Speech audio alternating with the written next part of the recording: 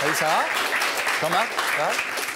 C'est un constat qui nous a alarmés, celui du collectif contre le contrôle au faciès. Il dénonce la multiplication des contrôles policiers arbitraires, surtout depuis les attentats contre Charlie Hebdo et l'hypercachère de la Porte de Vincennes le 7 janvier dernier.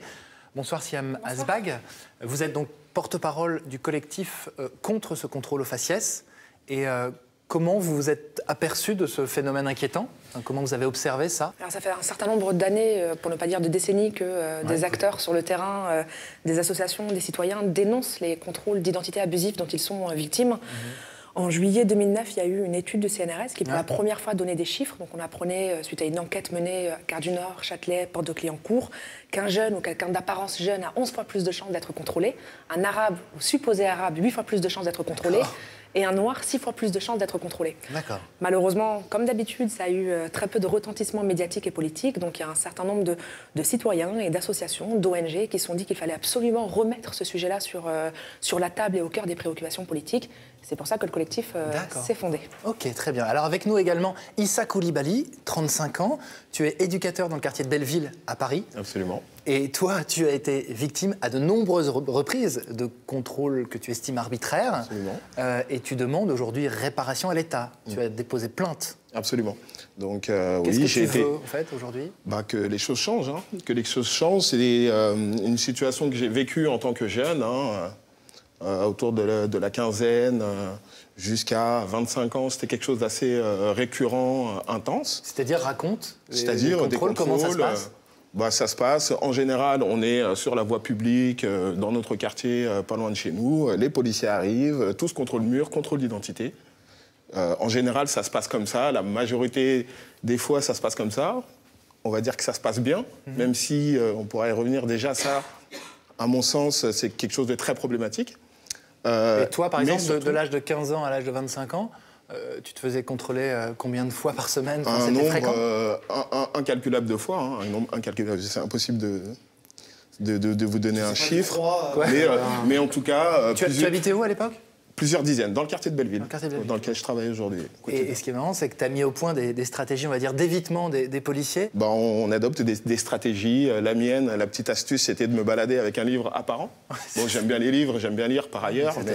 Mais au lieu de le laisser dans ma poche ou dans mon sac, je le gardais à la main. Tout dépend le titre du livre en même temps. C'est comment organiser un attentat. Un coup, c'est limite. Ça se discute. Mais encore, en fait, ça reste... avoir un livre avec une capuche, en fait. C'est ça. Non, mais c'est aussi caricatural que ça, mais en fonction des déplacements, en fonction des endroits où j'allais, je vais adapter ma tenue vestimentaire. Voilà, ça, c'est des petites astuces que j'ai acquis au fil du temps, mais qui sont très problématiques parce que ça s'apparente à de la résignation. C'est intégrer la discrimination et faire comme si elle était normale. Et c'est ça qui pose problème. Et c'est à la suite de cette réflexion que j'ai notamment déposé plainte. Et tu demandes quoi? Que la loi change le cadre légal, le cadre légal qui encadre, c'est une procédure administrative. C'est ce qui diffère d'autres procédures qui sont en cours actuellement, mais qui attaquent et qui questionnent le cadre, le code de procédure pénale qui autorise ces contrôles, qui, à mon sens, est beaucoup trop large. En clair, tu souhaites que les policiers justifient à chaque fois les contrôles, c'est ça? Absolument, de les justifier. C'est votre position? Que les contrôles soient justifiés, simplement. En fait, je me dis juste que dans un état de droit comme la France, ça devrait être normal, en fait. On ne devrait même pas avoir des associations qui luttent pour ça. Nous sommes dans un état démocratique, dans un état où la police est censée être républicaine. Elle doit justifier des contrôles d'identité. Il y a un cadre légal, donc on n'arrête pas des citoyens pour rien. On justifie... les raisons. François, tu peux nous rappeler la loi dans ce domaine, justement, pour bien comprendre? Il serait temps qu'on parle du cadre légal, justement. Qu'est-ce qui est autorisé quand on est fonctionnaire de police? Alors, c'est le fameux article 78.2 du Code de la procédure pénale que vous devez connaître, j'imagine, par cœur, pour essayer de comprendre quels sont les droits des policiers. Vous allez voir, ils sont plutôt importants, puisque un premier grand cas, un policier peut interpeller, bien sûr, quelqu'un qui a commis ou tenté de commettre une infraction. Jusque-là, pas de polémique, c'est presque du flagrant délit. Il peut aussi interpeller quelqu'un qui se prépare à commettre un crime ou un délit. Donc là, il y a l'interprétation qui rentre en ligne de compte. À quel moment on se dit qu'il se prépare à commettre un crime ou un délit, donc on en revient à l'interprétation du policier, ou quelqu'un qui est susceptible de fournir des renseignements utiles en cas de crime ou de délit. Alors là, ça peut aller très loin, pour peu qu'il y ait eu un braquage, une saisie de drogue dans tel ou tel quartier, on va pouvoir aller interpeller tous ceux qui sont autour. Deuxième grand cas pour prévenir, qu'on peut interpeller des individus, c'est pour prévenir le trouble à l'ordre public. Vaste notion, qu'est-ce que c'est que le trouble à l'ordre public? Ça peut être le tapage nocturne, la conduite en état d'ivresse ou encore l'occupation dans des halls d'immeubles. Encore une fois, on voit ici que le cadre est très large. 5 personnes qui sont dans un immeuble, est-ce que ça trouble l'ordre public? Ça peut être considéré comme légal, donc les policiers peuvent y aller. Troisième et dernier cas qui est strictement encadré par la réquisition du procureur de la République, le fameux procureur de la République, qui est souvent d'ailleurs bien loin du terrain, tranquillement dans son bureau et qui a tendance à donner un accès facile pour que les policiers puissent intervenir dans une zone précise, pendant une durée précise. Exemple, Gare du Nord, entre 16h et 20h, on peut interpeller tout le monde. Ça, c'est le procureur qui le décide. Et comme je vous le dis, souvent, il est assez loin, donc il est très vite influencé, on va dire, par les policiers qui sont sur le terrain. Et surtout, ça, c'est la théorie. Dans la pratique, la durée limitée n'est pas du tout limitée. Ouais. En fait, c'est des espèces de systématisme. Ça dure une semaine, ce qui est déjà à peu près aberrant. Et puis, c'est renouvelé toutes les semaines. Donc, ça donne des réquisitions, entre guillemets, permanentes. Et puis, surtout, théoriquement, le procureur doit dire sur quel crime et délit les policiers sont censés rechercher. Et là, pareil, il y a une espèce de dévoiement de cette règle qui consiste à mettre tout le code pénal comme raison possible. Mais souvent, dans le cadre de l'infraction, on parle beaucoup de recherche de stupéfiants, par exemple. Parce que là, on peut interpeller quasiment tout le monde en tant que consommateur. On peut dire, tiens, je vous fouille. Donc ça laisse la porte ouverte à toutes les interpellations. Absolument. Absolument. Issa, depuis les attentats de Paris, dans ton quartier de Belleville, est-ce que tu as observé une tension plus forte entre les jeunes et les policiers ? Je pense que c'est très lié au contexte préexistant aux attentats. Il y a des endroits où ça se passe mal avec les policiers, où il y a des contrôles abusifs de manière répétée. Et là, ce cadre va venir renforcer ça. Il n'y aura pas forcément plus de contrôles, mais les policiers vont être armés beaucoup plus lourdement, par exemple. Et ça rajoute de la tension, ça rajoute de la peur. Quels sont les conseils que tu prodigues aujourd'hui aux jeunes que tu suis, puisque tu es éducateur? Acheter des bouquins. Donc, acheter des bouquins. Ça, c'est pas mal.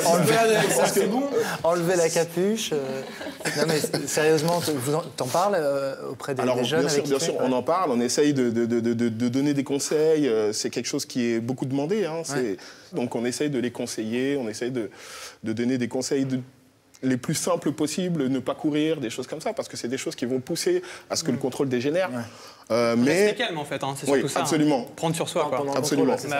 Parce que très vite, c'est l'outrage, en fait. C'est ça. Donc, il y a vraiment... Et en ce moment, l'outrage, ça va très vite. Mais c'est l'apologie du terrorisme, en ce moment. C'est vrai aussi. J'espère pas qu'on leur donne des conseils vestimentaires, parce que ce serait comme de dire aux femmes, arrêtez de mettre des mini-jupes, sinon vous allez vous faire agresser. Exactement. Ils seront moins contrôlés, il y a plus de contrôle de mecs. Comme ça, arrêtez de mettre des capuches, vous allez être pris pour des délinquants. Enfin, c'est l'horreur, quoi. Absolument, c'est très compliqué. Donc, on marche un petit peu sur des œufs, on essaye d'adapter, de personnaliser un petit peu les conseils. Mais je pense pas que la solution soit par là. La solution, je pense qu'elle est vraiment dans la réflexion autour du cadre législatif et de mettre des choses en place. Alors justement là-dessus, il y a une actualité sur ce sujet, puisque mercredi prochain se tient le procès en appel de 13 personnes qui, comme toi Issa, poursuivent l'État pour contrôle répété et abusif. Ils avaient été déboutés en première instance il y a 2 ans. Le procureur arguant du fait que la police n'était pas obligée, donc on l'a vu, de justifier ses contrôles. Mais depuis, vous avez reçu le soutien du défenseur des droits. C'est quand même le 4e personnage de l'État, Jacques Toubon. Il vient de se prononcer contre ces contrôles actuellement. Et donc, vous avez bon espoir justement que ce procès se passe mieux, en tout cas, en appel? On espère toujours. C'est vrai qu'on a accueilli avec beaucoup d'espoir et de sympathie la décision de Jacques Toubon. Oui, c'est rassurant.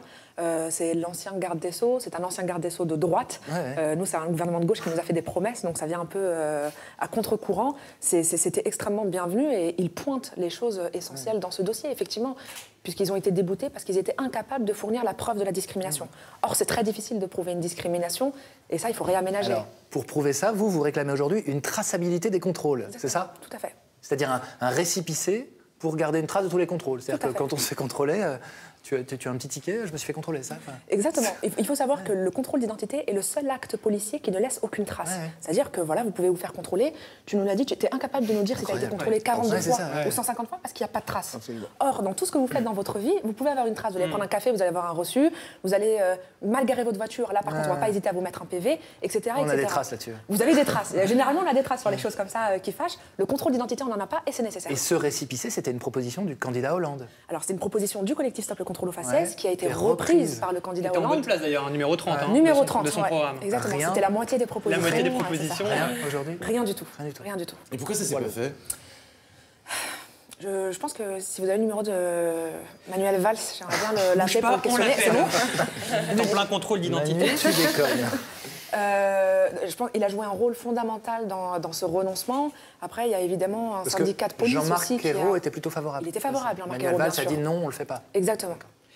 Et c'est vrai que pour bien comprendre le récépissé, ça serait quand même intéressant pour le coup d'arriver dans un commissariat OIR et dire voilà, j'ai été contrôlé 150 fois.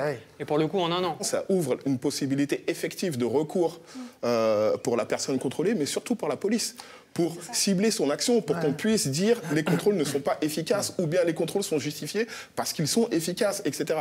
Donc l'existence du contrôle, l'existence de l'outil de mesure de ces contrôles de police est essentiel. Alors, en attendant le récépissé, vous avez mis en place une plateforme de signalement, hein, c'est ça? Tout à fait. Sarah, tu peux nous expliquer ce que c'est exactement? C'est-à-dire, que faire quand on se fait contrôler aujourd'hui?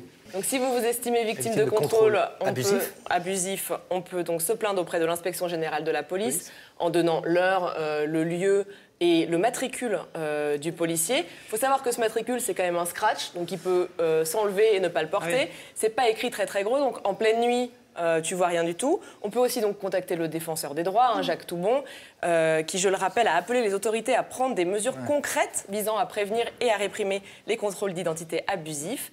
Et si donc il y a un numéro, on peut appeler le défenseur des droits C'est une saisine sur Internet, il faut remplir un formulaire sur Internet. Et juste un truc, c'est quoi cette sorte de scratch? C'est-à-dire que les policiers sont censés avoir... J'ai jamais vu, moi. Ça fait 1 an, en fait, qu'ils ont ça. C'est obligatoire. C'est-à-dire que chaque policier a un numéro de matricule. Exactement. C'est une des mesures qui est censée répondre à cette problématique. Et donc, quand on est contrôlé, il faut regarder le scratch. Voilà. Mais il y a un numéro de matricule. Ce qui est franchement, dans les conditions du contrôle, absolument impossible par rapport au stress, etc. Et puis, toutes les mesures qu'on a observées des policiers pour... passer entre les gouttes, on les a vus les échanger entre eux, on les a vus les mettre à l'envers, etc. Donc qu'ils puissent bouger et qu'ils soient... Et au-delà de ça, même si vous aviez le temps de noter le numéro, le matricule, le problème reste entier. Une fois que vous allez au commissariat ou chez le défenseur des droits pour porter plainte ou pour saisir, vous ne pourrez toujours pas prouver que vous avez été victime d'un contrôle d'identité. Ça paraît un peu abstrait d'envoyer un mail, remplir un formulaire sur Internet. Donc c'est pour ça que vous avez mis en place un numéro de téléphone. Tout à fait. Donc avec votre collectif, Stop le contrôle au faciès, on peut envoyer des SMS et finalement décrire l'agression ou le contrôle au faciès abusif dont on a été victime. Est-ce que vous recevez beaucoup de signalements ? Oui, on a reçu. Alors, on en a reçu beaucoup, effectivement, mais on constate depuis quelques semaines une baisse dans les signalements parce que les gens se disent tout simplement que ça ne va pas marcher, que personne ne croit en ces discriminations. Et surtout, on voit bien, la police a été applaudie ces dernières semaines. Il y a vraiment un regain de confiance envers l'institution policière et un regain d'amour qui fait que... ils peuvent le mériter sur certains points, par non, ailleurs. Mais tout à fait, bien sûr. Mais c'est juste que ça devient inaudible pour les gens de dire j'ai été victime de contrôle au faciès. Les gens se disent que voilà, après, ça sert à rien. Les gens vous envoient un SMS. Concrètement, comment elles sont traitées, les demandes? C'est quoi la suite? Alors, donc, on reçoit les SMS. Les gens sont rappelés dans les 48 heures. On note leur histoire. Il y a des choses différentes. Il y a des fois des contrôles qui étaient légitimes, mais qui sont devenus abusifs par la manière dont ça s'est déroulé. Il y a des fois, c'est des contrôles au faciès simples, purs et durs. Donc, ça dépend. Et après, on les accompagne, bien sûr, en leur proposant de l'aide juridique, de la mise en contact, etc. Et puis il y a un petit côté humiliant aussi, quand on se fait contrôler. C'est-à-dire que... Un gros côté humiliant. Ouais, c'est ça, on est, on est sur la place publique, on est fouillé, donc toujours vis-à-vis des autres, on se sent forcément coupable quand on est contrôlé, même quand on n'a rien fait. On est traité comme un criminel, au regard, sous les yeux de tous. De tout le monde. Ça nous fait perdre du temps. Je pense que ça, tu pourras en témoigner mieux que moi, puisque un des rares privilèges de mon sexe, c'est que je n'ai jamais été... Toi, tu n'as jamais été contrôlé? Non, puisque les femmes ne représentent que 2% des contrôles. Les choses vont changer. François, contrôlé? Oui, j'ai déjà été contrôlé. Bon, merci en tout cas d'être venu. Vous savez quoi faire en cas de contrôle abusif maintenant. On va suivre de près le procès qui s'ouvre. Il démarre mercredi prochain. Tout à fait. Ok.